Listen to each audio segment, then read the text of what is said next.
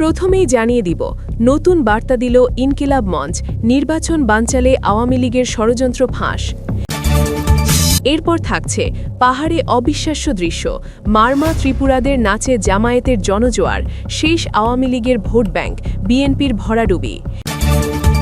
এবং সবশেষে দেখবেন ওসমান হাদির পর এবার টার্গেটে বিএনপি চেয়ারম্যান তারেক রহমান, হাসনাক আবদুল্লাহ ও জাবের, রিমান্ডে চাঞ্চল্যকর তথ্য ফাঁস। এতক্ষণ শুনছিলেন সংবাদ শিরোনাম, এখন থাকছে বিস্তারিত। লীগ অ্যাক্টিভ হয়েছে, তারা সাধারণ জনতার সঙ্গে মিশে পরিস্থিতি অন্যদিকে প্রবাহের চেষ্টা করছে বলে দাবি করছে ইনকিলাব মঞ্চ।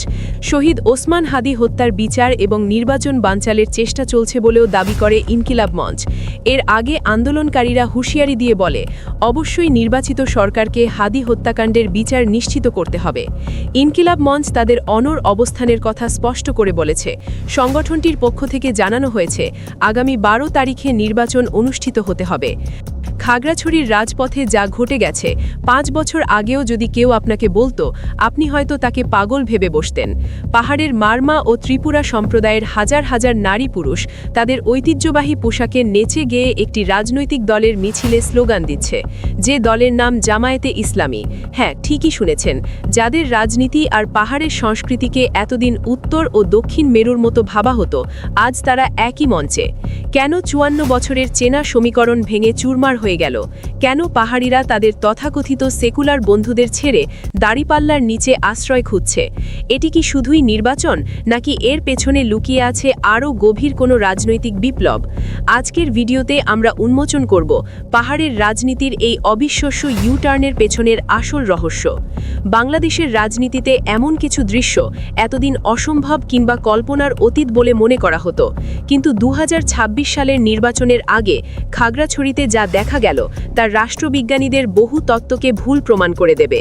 এদিন খাগড়াছড়ির রাজপথে যখন মারমা ও ত্রিপুরা জনগোষ্ঠীর হাজার হাজার মানুষ জামায়াত প্রার্থীর পক্ষে গণমিছিলে অংশ নেয়, তখন স্পষ্ট হয়ে যায় পাহাড়ে এক বিশাল রাজনৈতিক পট পরিবর্তন বা প্যারাডাইম শিফট ঘটে গেছে।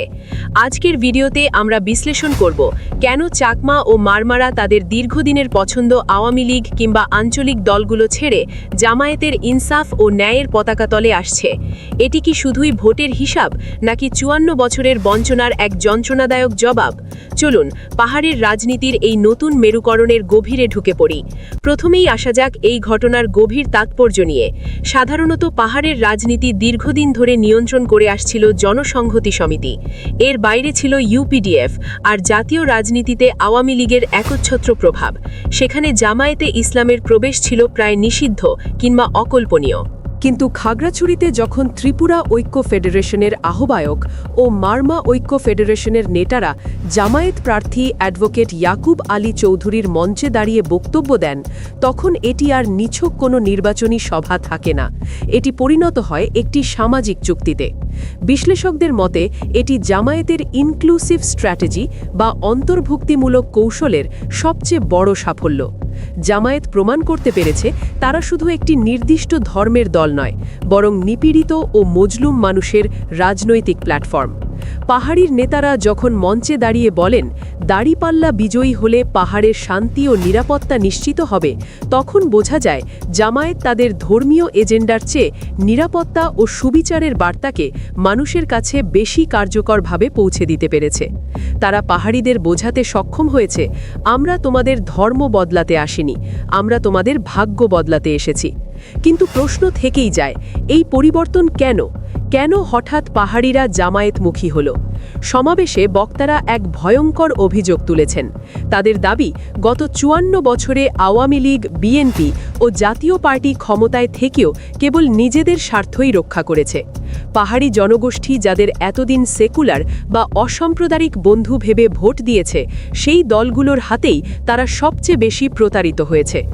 রাষ্ট্রবিজ্ঞানের ভাষায় একে বলা হয় বিট্রিয়াল অফ রিপ্রেজেন্টেশন, অর্থাৎ প্রতিনিধিত্বের সঙ্গে বিশ্বাসঘাতকতা। পাহাড়িরা দেখেছে তথাকথিত সেকুলার দলগুলো পাহাড়ের সংঘাত জিয়ে রেখে ফায়দা লুটেছে। চাঁদাবাজি, খুন ও আধিপত্য বিস্তার হয়ে উঠেছিল নিত্যদিনের বাস্তবতা। আঞ্চলিক দলগুলোর পারস্পরিক সংঘাত আর মূলধারার দলগুলোর অবহেলায় সাধারণ পাহাড়িদের দেয়ালে পিঠ ঠেকে গিয়েছিল। ঠিক এই রাজনৈতিক শূন্যতার সুযোগটাই নিয়েছে জামায়াত। তারা পাহাড়িদের কাছে গেছে কোনো ধর্মীয় বাণী নিয়ে নয়, বরং ইনসাফ ও ন্যায়ের বার্তা নিয়ে। মানুষের যখন দেয়ালে পিঠ ঠেকে যায়, তখন সে আর দলের নাম দেখে না, সে দেখে কে তাকে নিরাপত্তা দিতে পারে। খাগড়াছড়িতে মারমা ও ত্রিপুরাদের এই মিছিল আসলে প্রচলিত রাজনীতির গালে একটি শক্ত চপেটাঘাত। দর্শক, এমন আরও বিশ্লেষণধর্মী ভিডিও পেতে এখনই সাবস্ক্রাইব করুন এবং পাশের বেল আইকনে চাপ দিন। এবার আসি জামায়াতের সাংগঠনিক পরিবর্তনের প্রসঙ্গে।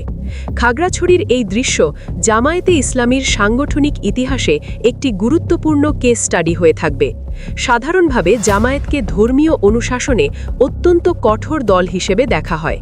নাচ, গান বা বাদ্যযন্ত্র তাদের দলীয় সংস্কৃতিতে সচরাচর দেখা যায় না। কিন্তু খাগড়াছড়িতে যখন মারমা ও ত্রিপুরারা তাদের নিজস্ব নাচ, গান ও সংস্কৃতির মাধ্যমে জামায়াত প্রার্থীর পক্ষে প্রচারণা চালায়, তখন জামায়াত নেতারা তাতে কোনো বাধা দেননি, বরং তারা তা স্বাগত জানিয়েছেন।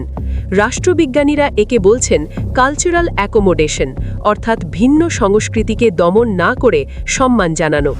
এখানেই জামায়াত প্রমাণ করেছে তারা এখন আর ভোটের মাঠে কোনো গোড়া দল নয়, বরং বাস্তববাদী ও প্র্যাগম্যাটিক। তারা বুঝে গেছে পাহাড়িদের মন জয় করতে হলে তাদের সংস্কৃতিকে সম্মান জানাতেই হবে। এই নমনীয়তা জামায়াতকে পাহাড়ি জনগণের ঘরের ভেতরে ঢুকিয়ে দিয়েছে। তাদের বার্তা পরিষ্কার: আমরা তোমাদের ধর্ম বা সংস্কৃতি ধ্বংস করতে আসিনি, আমরা এসেছি তোমাদের অধিকার রক্ষা করতে। পাহাড়ি রাজনীতির সমীকরণটা একটু ভেবে দেখুন।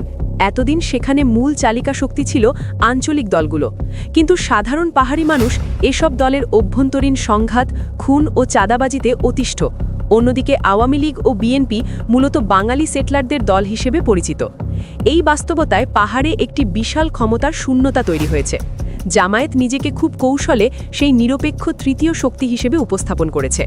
পাহাড়িরা ভাবছে জামায়াত ক্ষমতায় এলে হয়তো আঞ্চলিক দলগুলোর চাঁদাবাজি বন্ধ হবে, আর আওয়ামী বিএনপির মতো পাহাড়ের জমি দখলও হবে না। সমাবেশে মারমা ঐক্যের নেতা যখন জামায়াত নেতাদের পাশে বসেন, তখন এটি প্রমাণ করে পাহাড়িরা এখন অস্ত্রের রাজনীতি ছেড়ে মূলধারার রাজনীতিতে ফিরতে চাইছে। আর সেই ফেরার মাধ্যম হিসেবেই তারা জামায়াতকে বেছে নিয়েছে, কারণ অন্যদের ওপর তাদের আর কোনো আস্থা নেই। জাতীয় রাজনীতির জন্য এই ঘটনাটি একটি বড় সতর্কবার্তা। এতদিন আওয়ামী লীগ ও বাম দলগুলো দাবি করত সংখ্যালঘু ও উপজাতিরা তাদের স্থায়ী ভোট ব্যাংক। তারা প্রচার করত ইসলামী দল ক্ষমতায় এলে সংখ্যালঘুদের দেশ ছাড়তে হবে। কিন্তু খাগড়াছড়ির এই গণমিছিল সেই ভয়ের গল্প বা ফেক ন্যারেটিভকে চূর্ণ করে দিয়েছে। যখন চাকমা, মারমা ও ত্রিপুরারা নিজেরাই দাড়িপাল্লা হাতে মিছিল করে, তখন স্পষ্ট হয় সংখ্যালঘুরা আর ধোঁকাবাজিতে বিশ্বাস করছে না।